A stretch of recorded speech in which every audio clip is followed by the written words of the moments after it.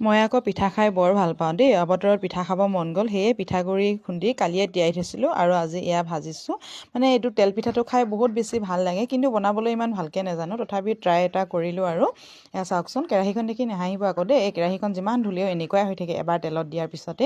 এয়া চাওকচোন, পিঠাটো ইমান ধুনীয়াকৈ খাচ কাটি আহিছে। চাইডে চাইডে যে ফুল কাটে, সেইটো দেখিবৰ কাৰণে বহুত বেছি ভাল লাগে। এয়া চাওকচোন, এখন এখনকৈ মই ভাজি আছোঁ, ধুনীয়াকৈ ফুলি আহিছে আৰু ছাইডতো ইমান ধুনীয়াকৈ কাটিছে নহয়, দেখিয়ে খাওঁ খাওঁ লাগে নহয়নে। ইয়াৰ লগতে পিঠাৰ লগত খাবৰ কাৰণে মই চাহো বনাই লৈছোঁ। আমাৰ গৰু আছে যিহেতু, গতিকে গাখীৰ চাহ একাপ খাওঁ বুলি ভাবিছোঁ। আৰু এয়া ৰ'দত বহিছোঁহি মই।